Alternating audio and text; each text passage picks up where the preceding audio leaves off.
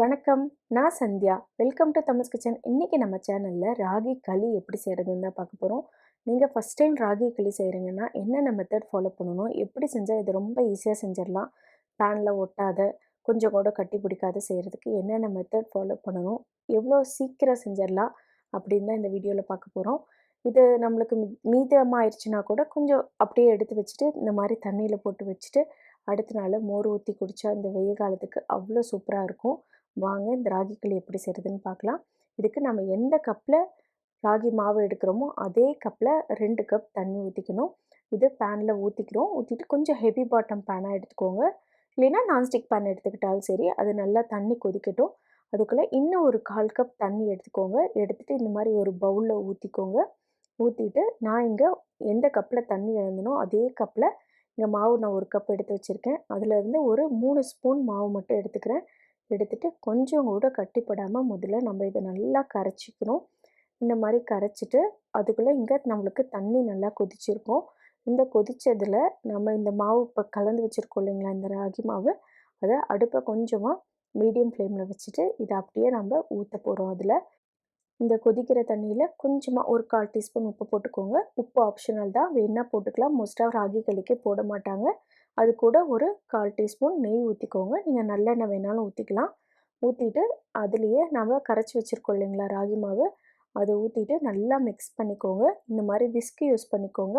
இப்போ எல்லா பக்கமும் சுற்றி நல்லா கொதிக்க ஆரம்பிக்குது. இந்த டைமில் நம்ம அளந்து வச்சுருக்கோம் இல்லைங்களா ராகி மாவு, அதை அப்படியே இதில் கொஞ்சம் கொஞ்சமாக போட்டுடுறோம். போட்டுட்டு நல்லா மிக்ஸ் பண்ணி விட்டுடுங்க. அடுப்பை கொஞ்சம் மீடியம் ஃப்ளேம்லேயே வச்சுக்கோங்க. வச்சுட்டு நல்லா கைவிடாமல் ஒரு 5லேருந்து 7 நிமிஷம் வரைக்கும் கிளறிக்கிட்டே இருக்கணும்.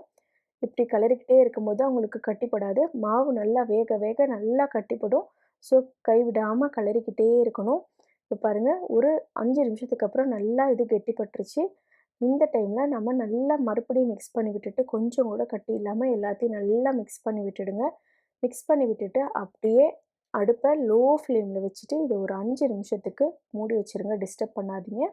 5 நிமிஷத்துக்கு அப்புறமா இதை அப்படியே எடுத்துருங்க. எடுத்துட்டு மூடி எடுத்துட்டு பார்த்தீங்கன்னா, நல்லா உங்களுக்கு வெந்து வந்திருக்கும். பார்த்தீங்கன்னாவே தெரியும். அது நல்லா கண்ணாடி மாதிரி இருக்கும். இந்த மாதிரி கையில் ஒரு பவுலில் தண்ணி எடுத்துட்டு, கையில் தண்ணி தொட்டுட்டு டச் பண்ணி பார்த்தீங்கன்னா, கொஞ்சம் கூட கையில் ஒட்டாது. இந்த மாதிரி டைமில் அது வெந்துருச்சுன்னு அர்த்தம். அப்போ அடுப்பை ஆஃப் பண்ணிவிட்டு கை பொறுக்கிற சூடு வர வரைக்கும் நீங்கள் அப்படியே வச்சுருங்க. ஒரு 10 நிமிஷம் அப்படியே வச்சுருங்க. 10 நிமிஷத்துக்கு அப்புறம் இந்த மாதிரி ஒரு பவுலில் தண்ணி எடுத்துக்கோங்க. இந்த மாதிரி குழியாக ஒரு பிளேட் எடுத்துக்கோங்க. இல்லைனாலும் நம்ம சில்வர் பவுல் இருக்குது இல்லைங்களா, நல்லா கொஞ்சம் அகலமான பவுல், அதை எடுத்துக்கலாம். எடுத்துட்டு முதல்ல கையில் தண்ணியை தொட்டுட்டு அந்த பிளேட்டில், குழியாக இருக்க பிளேட்டில் ஃபுல்லாக இந்த மாதிரி தண்ணி அப்ளை பண்ணிக்கிறோம். கையிலே கொஞ்சம் அப்ளை பண்ணிக்கிறோம். பண்ணி விட்டுட்டு கொஞ்சமாக நம்ம அந்த ராகி உருண்டையை கொஞ்சம் எடுத்துக்கிறோம். எடுத்துட்டு இந்த மாதிரி நல்லா சுருட்டி சுருட்டி விட்டுணும். கையில் ஒட்டும் போதெல்லாம் நீங்கள் கொஞ்சம் கொஞ்சமாக தண்ணியை விட்டுட்டு அப்படியே நல்லா உருட்டி உருட்டி விட்டிங்கன்னா நல்லா உங்களுக்கு ஸ்மூத்தாக ஒரு பால் மாதிரி கிடைக்கும்.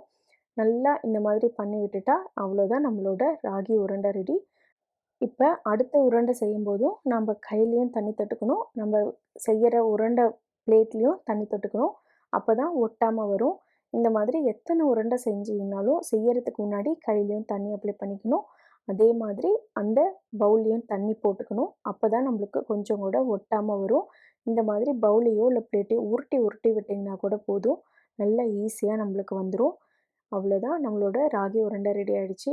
இதுக்கு பருப்பு கீரை கூட்டு, நிலக்கடலை சட்னி, சிக்கன் குழம்பு, வெறும் தயிர், ஊறுகாய் இது மட்டும் போதும். அவ்வளோ டேஸ்ட்டாக இருக்கும். நான் இன்றைக்கி மாயிஞ்சி ஊறுகாய் கூட கொஞ்சம் நிலக்கடலை சட்னி, கொஞ்சம் சின்ன வெங்காயத்தோடு சர்வ் பண்ணுறேன். இந்த மாயிஞ்சி ஊறுகாய் எப்படி செய்யணுங்கிற வீடியோ லிங்க் கீழே டிஸ்கிரிப்ஷனில் கொடுக்குறேன், வேணால் செக் பண்ணிக்கோங்க. மீதம் உள்ள உருண்டையை நீங்கள் இந்த மாதிரி பவுலில் தண்ணி ஊற்றி நீங்கள் போட்டு வச்சுக்கிட்டிங்கன்னா அடுத்த நாள் கூட மோர் ஊற்றி கரைச்சி குடித்தா அவ்வளோ சூப்பராக இருக்கும். கொஞ்சம் ஊறுகாய், கொஞ்சம் சின்ன வெங்காயம் போதும். கண்டிப்பாக ட்ரை பண்ணி பார்த்துட்டு எப்படி இருந்ததுன்னு சொல்லுங்கள். இந்த வீடியோ பிடிச்சிருந்துச்சின்னா மறக்காமல் தமஸ் கிச்சனை சப்ஸ்கிரைப் பண்ணிக்கோங்க. உங்கள் ஃப்ரெண்ட்ஸ் அண்ட் ரிலேட்டிவ்ஸ்க்கு இந்த வீடியோவை ஷேர் பண்ணுங்கள். தேங்க்யூ.